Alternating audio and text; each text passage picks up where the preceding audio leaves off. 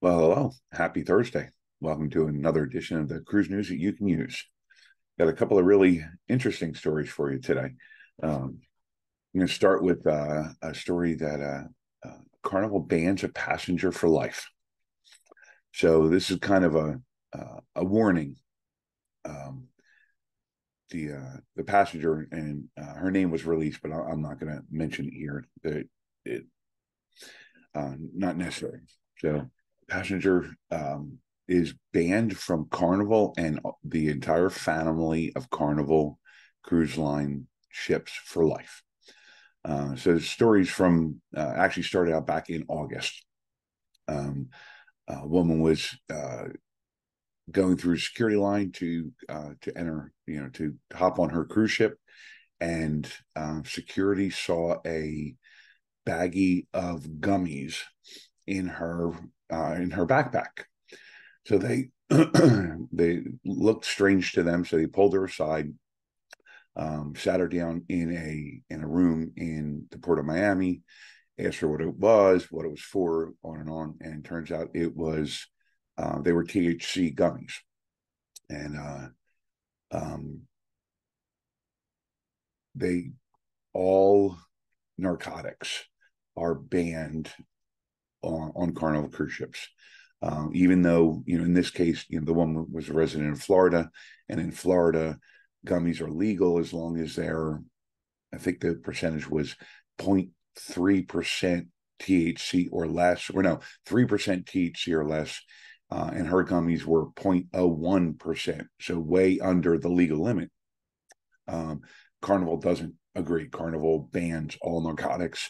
Basically, the cruise lines follow federal law here in the U.S. So if something is banned on a federal level, it's banned from their cruise ships. That's kind of the general rule of thumb that they use. So the woman was escorted from the terminal, not allowed to get on the cruise ship.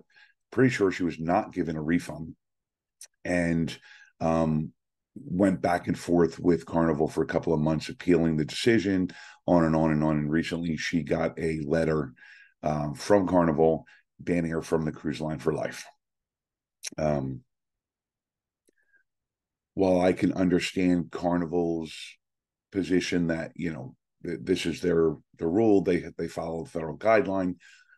Personally, I think that's a harsh reaction, to ban somebody from their cruise line for life because of something like that. But um, use that as a warning, and don't try and bring um, anything with THC on board.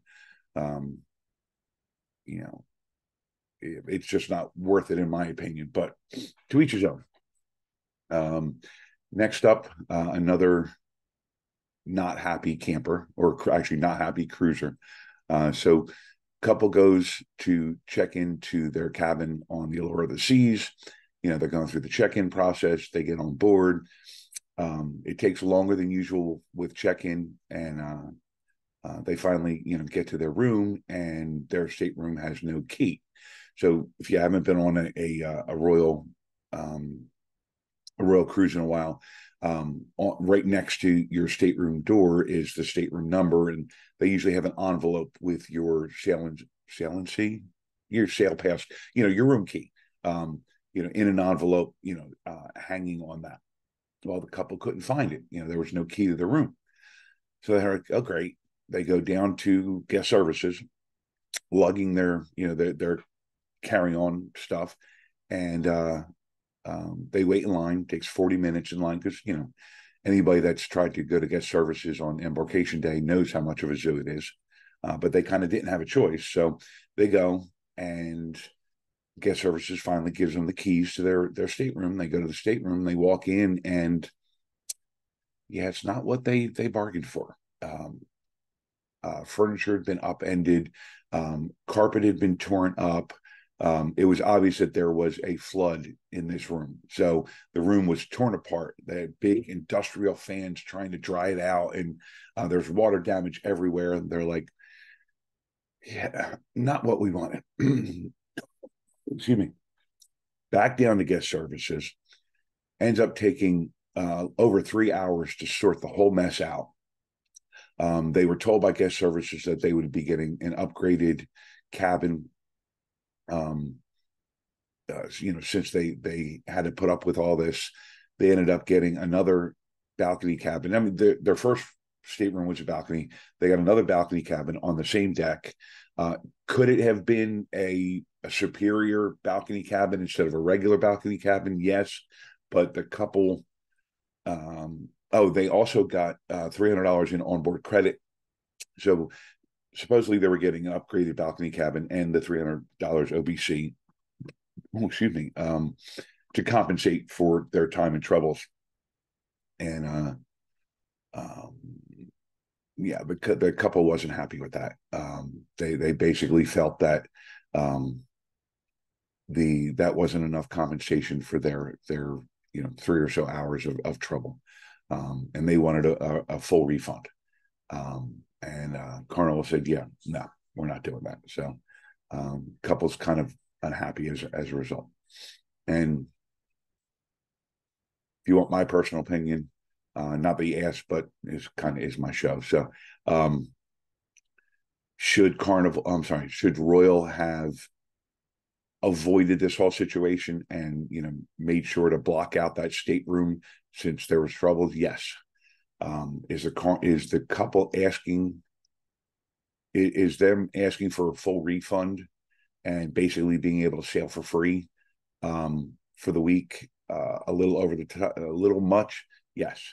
I mean, I can understand being upset, but I mean, you're still on a cruise, and this was day one, and arguably, I don't know exactly what time they boarded and started this fiasco, but arguably by dinner time, you were in a beautiful stateroom and you had a full 7 nights, or I think it was a 7-night cruise left to enjoy the cruise. But I wasn't there, so that's my opinion. But I wasn't involved. So, all right. So this is the time where I ask you to, if you enjoy what you're hearing, if you enjoy looking at my oh so handsome face, hit that like button, subscribe, hit the notification bell, send me a comment. I'm always up for having a good old conversation about cruising. So that's about it. Now, next up, Carnival. Unfortunately, Carnival has to cancel 2 more sailings. Excuse me 1 second. Got to pause for the cause. I start getting tongue-tied if I don't lubricate. Unfortunately, the Panorama is still having issues with their propulsion systems, and the Carnival has secured a dry dock to get that fixed. Unfortunately, the dry dock's currently occupied, so they have to wait to get the Panorama into dry dock to get the situation sorted out. So they've had to cancel the September 9th and September 16th. December 9th and December 16th sailings. If you're scheduled to board those sailings, I'm sure you've been contacted by Carnival already. Carnival is doing its best to make sure that this ship is ready for the December 23rd holiday departure. Those of you that were booked on that, you're getting a full refund of everything, plus $200 in air travel credit and a 50% future cruise credit to be used on another cruise. I know it stinks having a cruise canceled on you, but the other option being, the engine's failing while you're in the middle of the ocean and the ship having to be towed back to the home port, less fun. And full refund and 50% off a future cruise, I don't think is a bad compensation from Carnival. Obviously, we'd all prefer 100% future cruise credit, but I think the 50% is fair. Last story of the day. Unfortunately, a crew member on board the MSC Seascape has gone overboard, and they're in the middle of a search and rescue operation. The Seascape learned that the crew member disappeared, and they believe went overboard. Nobody saw him go overboard, but they believe he went overboard because they can't find him on the ship. About 9 p.m. on November 14th, so on Tuesday night.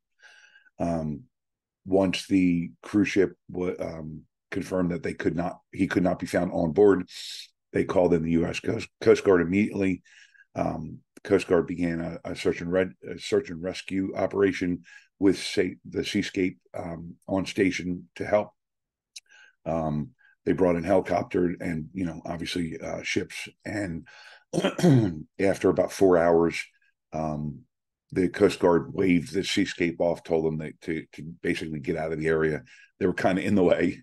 Well, it's not funny, but told the Seascape to continue with their itinerary, and that the Coast Guard would continue the search and rescue operation.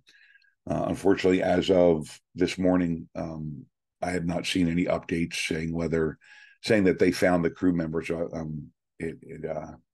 Unfortunately, they're still searching. My thoughts and prayers go out to that crew member and his or her family. Not exactly the kind of news you want to receive. So that's about it for the day. Hope you have a great rest of your day, and I'll talk to you tomorrow.